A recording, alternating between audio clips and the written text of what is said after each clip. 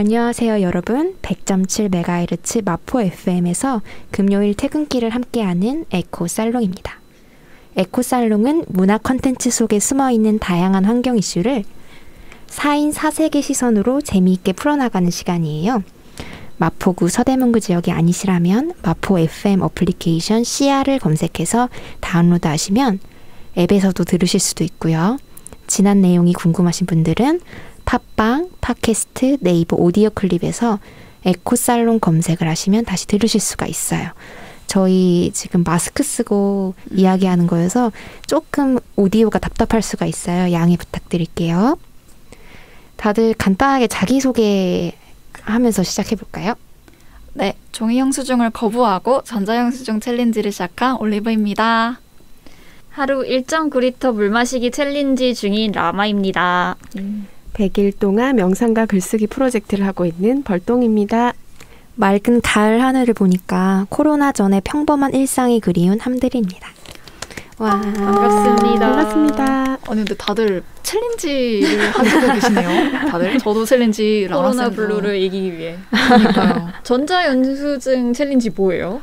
제가 에코티라는 별그램에서 에코티라는 그 계정을 운영하고 있는데 최근에 피넛이라는 청년 단체랑 같이 전자영수증의 촉구를 좀 정부한테 전달하는 서명 운동을 시작을 했어요. 근데 이게 어제부로 딱 1주년이 됐어요. 전자영수증 캠페인을. 근데 제가 이렇게 직접 돌아다녀 봤거든요. 여기저기 마트를. 근데 너무 앱을 다 깔아야 되고 회원가입도 해야 되고 너무 복잡하고 여전히 전자영수증이 나오면서 동시에 종이영수증이 같이 나오는? 그래서 이게 무슨 아이러니인가 그런 점이 좀 어이가 없더라고요. 네. 근데 진짜 제로 웨이스트 하려고 해도 가장 안 되는 부분이 이 영수증 부분이라고 하더라고요. 맞아요. 왜냐면은 자동으로 종이 영수증을 주니까 가게에서 맞아요. 진짜 중요한 부분인 것 같아요. 영수증 종이는 재활용도 안 된다고 들었던 네, 거. 맞아요. 가멸지여서 뭐 잉크나 이런 오염물질이 묻어있기 때문에 재활용이 안 돼서. 근데 라마쌤은 물 마시기 챌린지 어떻게 하시게 된 거예요, 근데?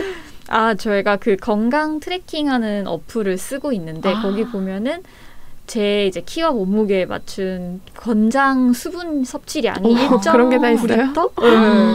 그래서 한번 해보자. 그리고 재택이니까 집에 오래 있잖아요. 그래서 제가 이제 물 500ml짜리 컵을 놔두고 이제 했는데 처음엔 좀 어려웠거든요. 근데 적응이 되니까 이거 진짜 신세계예요. 이게 약간 신체적인 드라마틱한 변화가 느껴지는 거예요. 진짜요? 어떤 진짜요? 좀 부끄럽긴 한데 아침이 달라져요. 화장실에서 너무 상쾌한 좋고요. 아침. 상쾌하고요. 그리고 조금 입술이 좀 맨날 트고 약간 건조한 편이었는데 피부도 좀 좋아지는 것 같고 맞아. 일단은 좋더라고요. 그리고 약간 이렇게 혈액순환이 잘 되는 이거는 저의 개인적인 기분 탓일 수는 있겠지만 일단은 그런 변화들이 있습니다. 한번 해보세요. 2리터가 힘드시면 한 1리터? 1.5리터에 조금씩 늘려가면서 의식적으로 계속 드셔보세요. 맞아요. 저도 원래 하루에 300ml도 안 마시거든요. 진짜 안 마셨다가 이대로는 진짜 안 되겠다 해가지고 저도 한 1.5리터? 1리터에서 1.5리터 했는데 너무 저는 일단 피부 변화가 진짜 드라마틱했어요. 여기가 되게 코 주변이 부드러워도 되나? 재밌다. T존이 드라마틱하니까. T존이 원래 이렇게 까슬까슬한데 여기가 부드럽게 넘어가는 거예요. 그런 점? 그래도 저도 아침이 상쾌하더라고요. 아니 이게 너무 드라마틱한 변화를 얘기해 주시니까 약간 홈쇼핑 광고 같기도 하고 약간도 아니고 근데 진짜 당장 내일부터 해보고 싶은 욕망이 솟아오르네요. 쌤은 어떠셨어요? 뭐 명상 요새 하시고 계시다고. 저도 그런 프로젝트를 혼자 하는 게 아니라 랜선에서 한 커뮤니티에서 이제 한 30몇 분이랑 같이 하고 있는데 다른 분들의 좀 그런 진솔한 글쓰기라든지 삶을 같이 나누니까 이런 코로나 시기에 좀 위로도 되고 되게 힘을 많이 얻는 것 같아요. 명상 진짜 저는 잘 때 명상을 하거든요. 자기 직전에.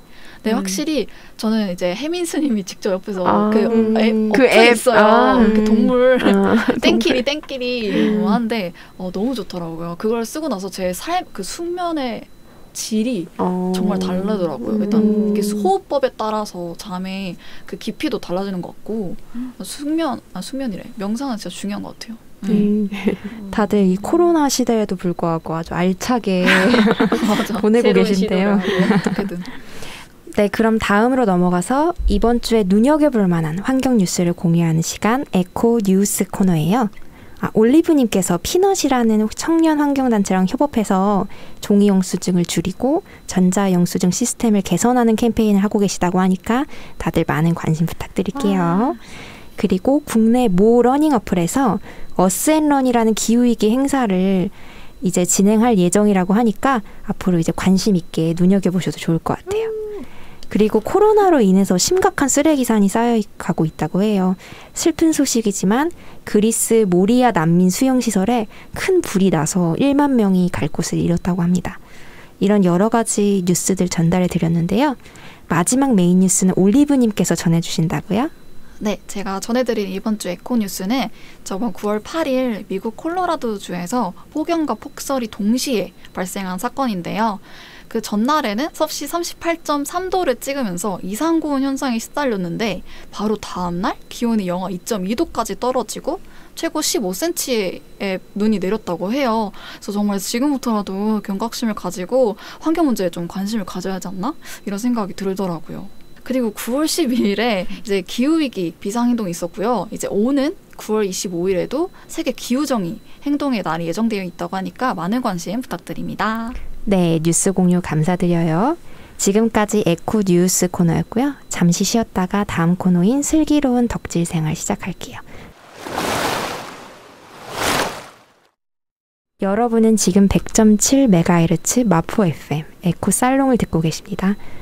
지금까지 이번 주의 에코 뉴스에 대해서 이야기를 나눠봤는데요.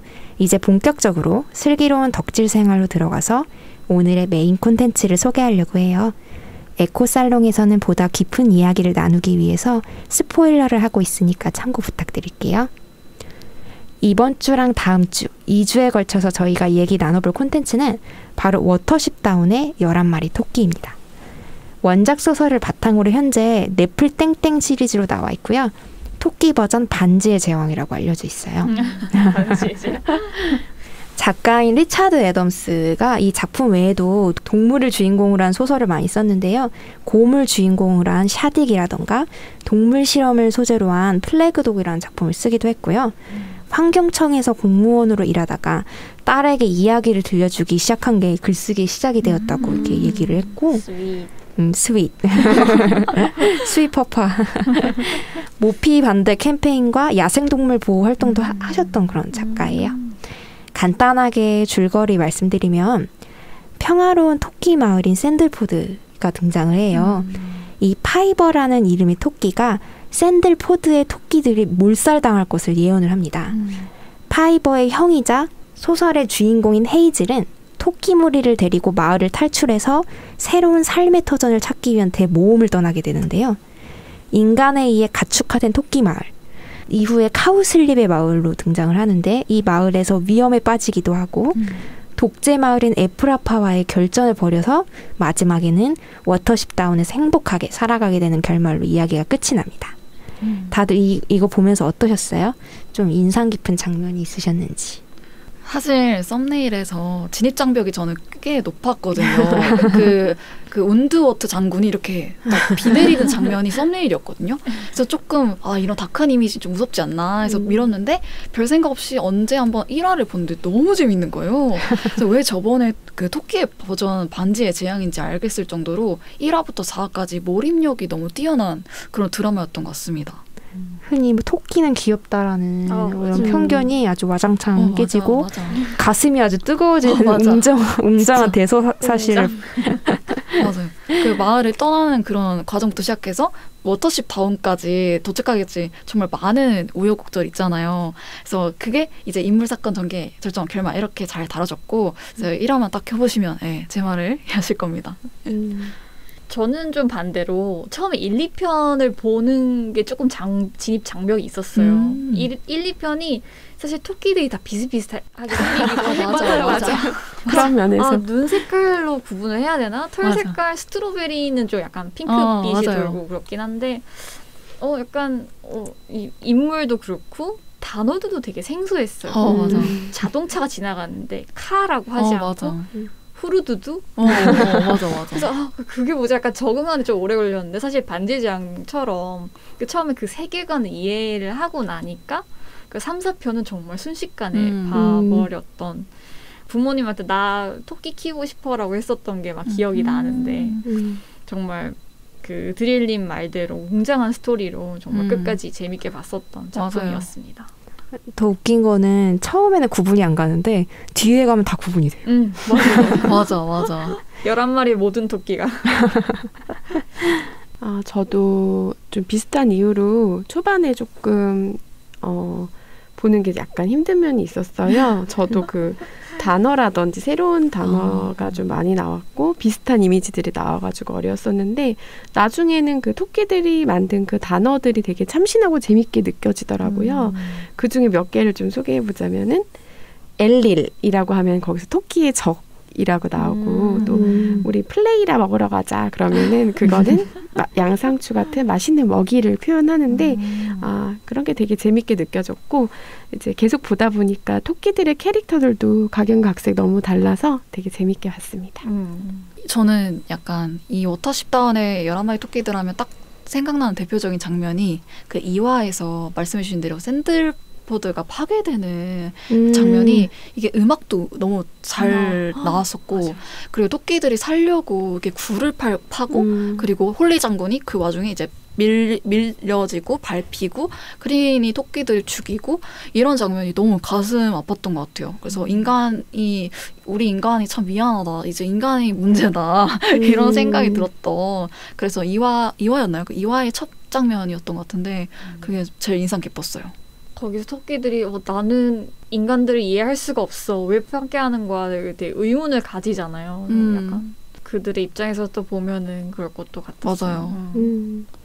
말씀해 주셨던 것처럼 샌들포드가 파괴될 때 홀리 장군이 나오잖아요. 이 홀리 장군이 이전 말의 조금 대장 같은 존재인데 맞아. 나중에 되게 완전 피폐해져가지고 워터십다운으로 찾아오잖아요. 근데 이 홀리 장군이 처음에는 좀 엄격한 그런 캐릭터로 이 샌들포드에서 등장을 하다가 나중에 조금 이 일행이 합류한 이후로부터는 뭔가 든든한 나의 편 같은 느낌도 막 들면서 굉장히 중년 간지를 자랑했던 그런 토끼였습니다. 맞아요.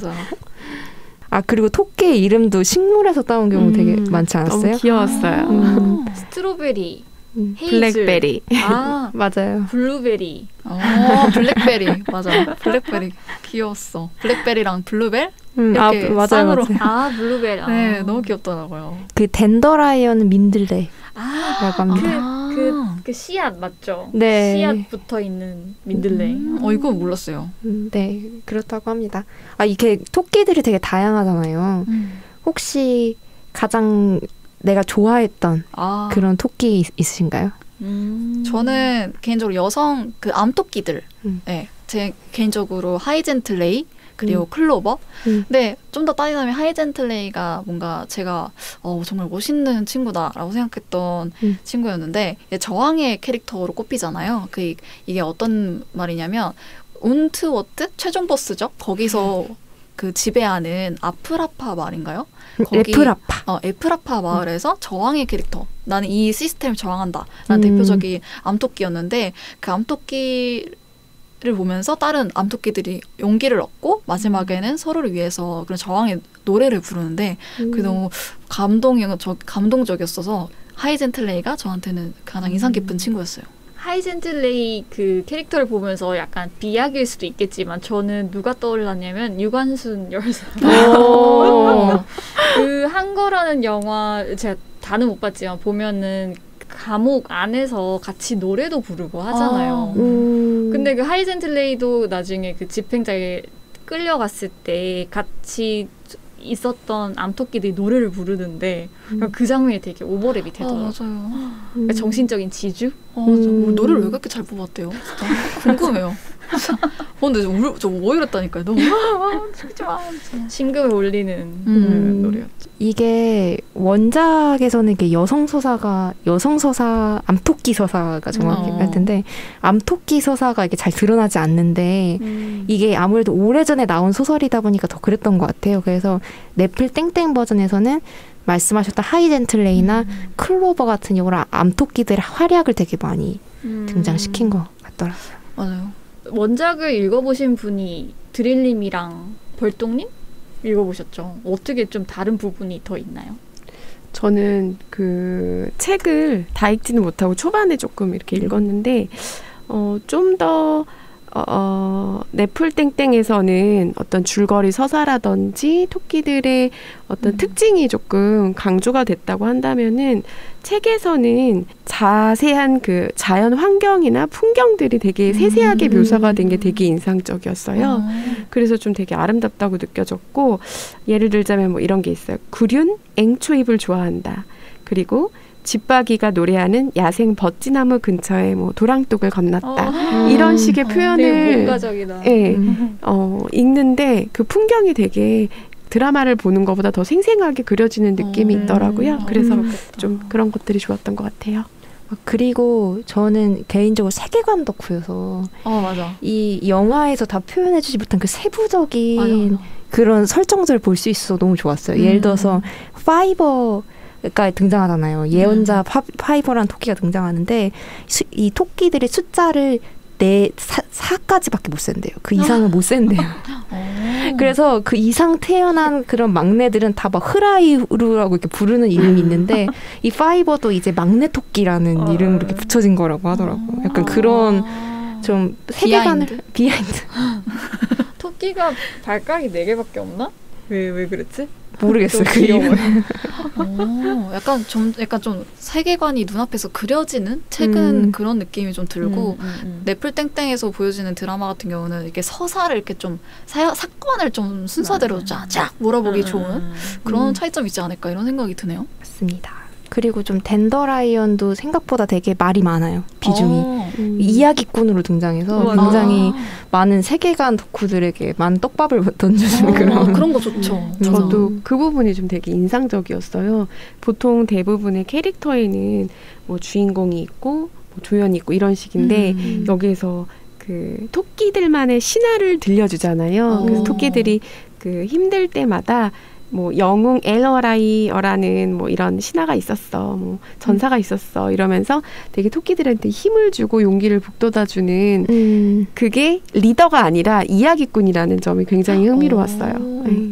그것도 있었잖아요. 이제 첫 화의 첫 씬에서 이제 토끼들이 지금까지 가졌던 달리기 실력 아니면 뭐 뛰어난 청각 능력 이걸 갖게 된 그런 이야기를 첫 화에서는 약간 신화로 프리스님이 뭐 화사하셨다 이런 식으로 풀어주잖아요. 정말 흥미롭더라고요. 저는 개인적으로 토끼가 그렇게 청각이 뛰어난 줄 사실 몰랐고 달리기도 그렇게 천적보다 훨씬 빠른 줄도 몰랐고 그걸 보면서 자연스럽게 떡밥이 되는 게 1화의 그 첫 씬이 마지막 화에 그 개를 이끌고 헤이즐이 그 강아지가 아니라 개죠. 사나운 개를 이끌고 그렇게 빠른 속도로 계속해서 달릴 수 있었던 그런 모든 게 다 연결되어 있는 것 같더라고요. 그러네. 모든 게 다 떡밥이었어.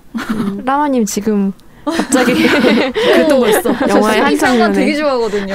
저 진짜 못하고 좋아해요. 있었어. 그 야나가 이런 착착착착 전개되는 걸 좋아해가지고 떡밥에서 너무 좋다.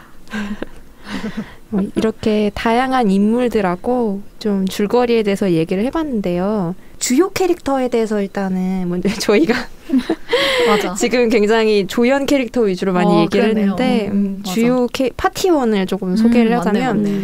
일단은 주인공인 헤이즐 이렇게 등장하죠. 헤이즐은 조금 다른 토끼의 말을 잘 듣고 좀 민주적인 리더라고 할까요? 맞아요. 그래서 이제 나중에는 이제 앞으로 잘 들으실 건데 헤이즐라라고 헤이즐라 진짜 완전 웅장해요. 이제 족장 토끼한테 라라는 걸 붙여서 원래 이름이 헤이즐인데 헤이즐라로 불리는 토끼고요.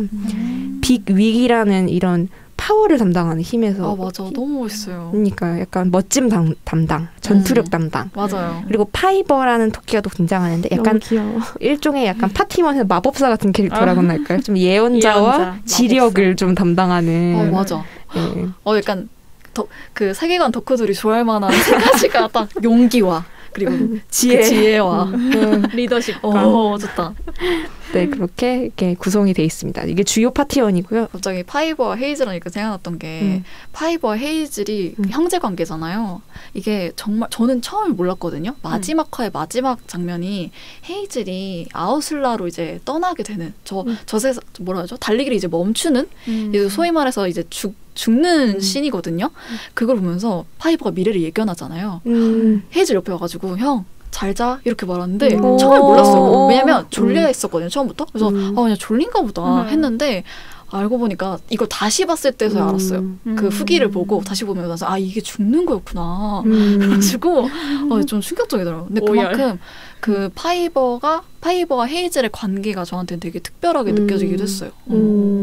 맞아, 약간 반지의 제왕에서 아라곤과 간달프 같은 그런 관계. 근데 좀 더 약간 형제니까 유대가 그거죠. 그 호빗 두 주인공 맞아, 있잖아요. 샘과 프로도 같은. 프로도와 샘 그런 느낌. 저는 프로도가 이제 흔들릴 때마다 샘이 옆에서 잡아주고 저는 그게 프로도가 헤이즐이고 샘이 파이버 같다고 생각했거든요. 맞아. 네. 사실 헤이즐이 리더로서 되게 많이 그 혼란스러움을 겪잖아요. 파이버가 옆에서 잘 잡아준 것 같아. 뭔가 헤이즐이 유일하게 좀 약한 모습을 보일 수 있는 맞아. 그런 토끼였던 것 같아요. 이거 자꾸 제가 인간 중심성이 아직 벗어나지 못해서 사람이라고 자꾸 얘기하려고 하네요. 의식적으로. 네, 그런 토끼라는 거. 그리고 저는 파이버가 좀 기억에 남는 이유가 그 목소리를 연기한 배우가 니콜라스 홀트잖아요. 제가 원바디스라는 좀비 로맨틱 좀비 영화, 되게 상업 영화가 있어요. 거기서 약간 처음 얼굴을 트고 나중에 매드맥스에서 워보이로 되게 유명한. 그래서 이제 계속 그 목소리 니콜라스 홀트 얼굴 막 떠올리면서 기억이 나네요. 맞아. 웃겼어. 그런 비하인드 스토리가 또. 그리고 이제 마지막으로 한 마리만 좀 소개해드리면 운드워트 장군이라고 이제 최종 보스거든요. 그 반지의 제왕을 치면 약간 그 눈 뭐라고 하죠? 사우론인가? 사우론. 네. 사우론 같은 느낌. 맞아. 그래서 에프라파라는 마을의 독재자입니다. 그래서 주인공 헤이즐과는 좀 안티테제 같은 그런 토끼입니다. 네, 이렇게 좀 인물 소개가 아니지 토끼 소개를 토끼 소개를 잠깐 해봤는데요. 잠시 쉬었다가 슬기로운 덕질 생활에서 더 깊은 이야기를 이어나가 보도록 하겠습니다.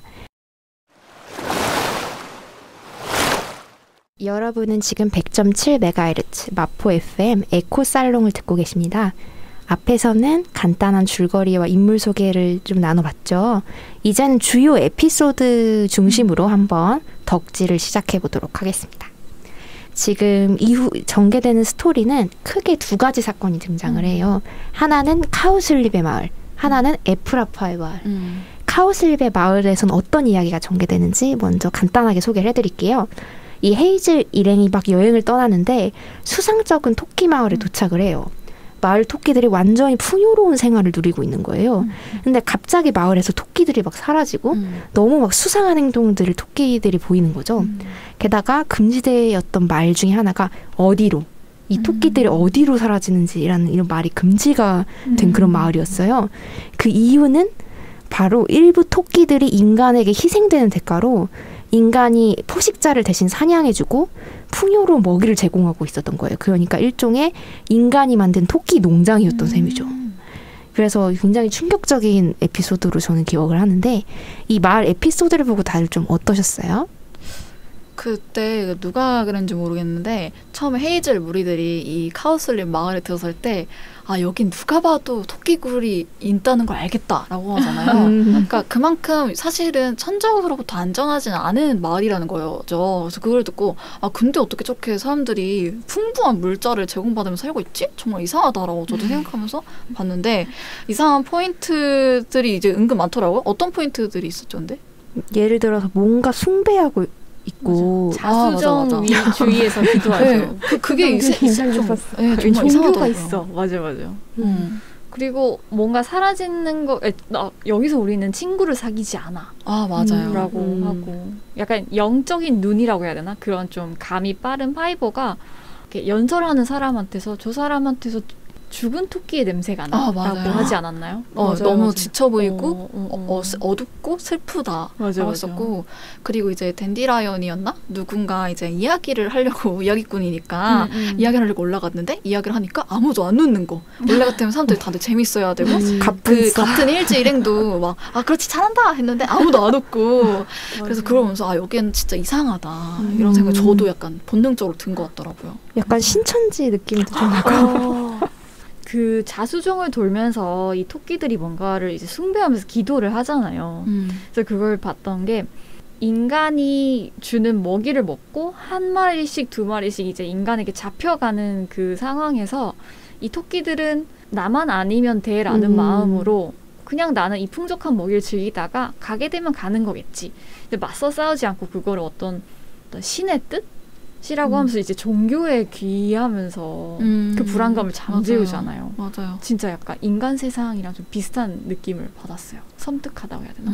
그러니까요. 뭔가 그 시스템에 순응하게끔 되는 그런 모습이 나는 다른가? 이런 생각이 막 들면서 나도 어쩔 수 없지라고 하면서 수없이 합리화해온 그런 불의들 이런 게 약간 이런 이 토끼들이 애써 외면하고 있지. 어쩌면 우리도 토끼 농장에 살고 있지 않나 약간 이런 생각이 막 드는 거예요. 맞아요. 근데 작가가 좀 그런 걸 의도적으로 나타내주기 위해서 이렇게 비유를 해서 쓴 것 같아요. 맞아. 단상 위에 올라가서 이야기꾼이 이야기를 할 때 우리는 과거에 대해서 더 이상 얘기하지 않아 라고 하잖아요. 그러니까 과거를 되돌아보지 않고 그냥 현재만 살겠다는 거잖아요. 그런 것도 있었고 친구를 사귀지 않는다라는 말이 되게 좀 소름 끼쳤던 게 비귀기 덫에 걸리잖아요. 이제 그들 말로는 이제 귀객이 선택받은 거다라고 하면서 안 도와주는.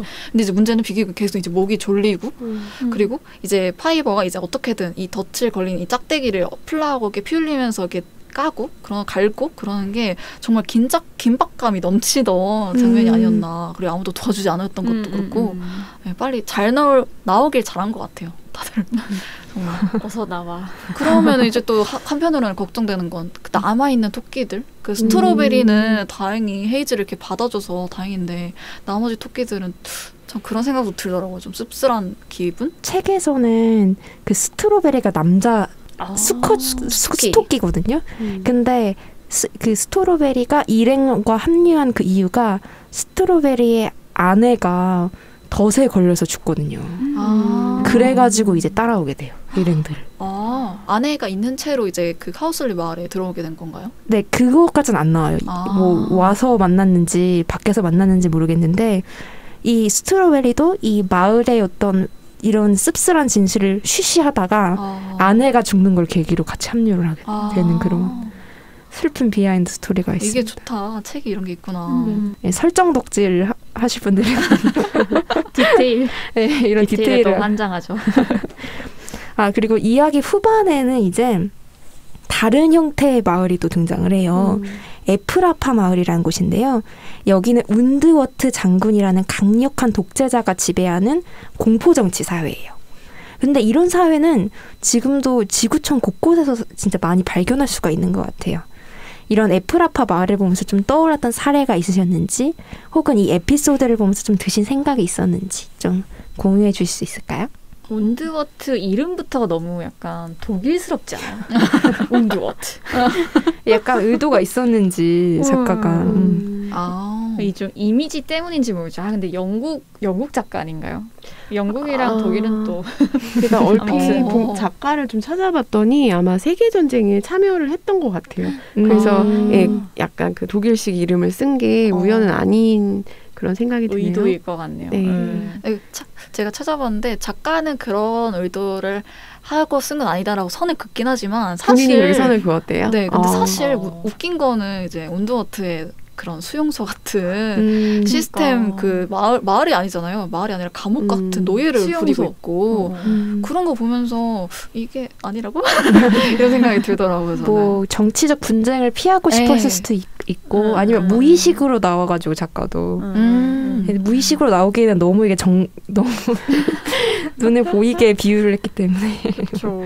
그러니까 그 운드워트가 강압적으로 시키는 그런 업무라던가 비도덕적인 짓인데 사실 그 부하 토끼들은 그냥 시키는 일을 무서워서 그냥 한 것일 뿐이잖아요.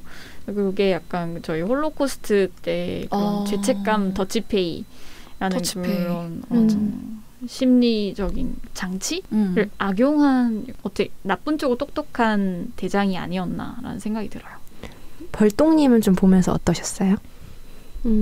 저도 이제 그 장면을 보면서 얼핏 보면은 에프라파 마을이 착착착 체계적으로 리더십을 따르면서 잘 돌아가는 것처럼 보이잖아요. 근데 독재가 있는 곳은 어디나 좀 비슷한 것 같아요. 뭔가 의견이 만장일치가 돼서 효율적으로 돌아가는 것 같이 보이지만 네, 항상 그 끝을 보면은 그 마지막은 황폐화가 되어 있는 것 같다는 생각이 드는 게 우리 인간 사회에서도 뭐 예를 들어 나라를 보면은 아프가니스탄이라든지 뭐 러시아, 북한 등의 그런 독재 국가들이 수십 년간 독재 상황을 유지하면서 지금 상황을 보면 굉장히 참담하잖아요. 그래서 굉장히 유사하게 점이 많다는 걸 좀 봤습니다.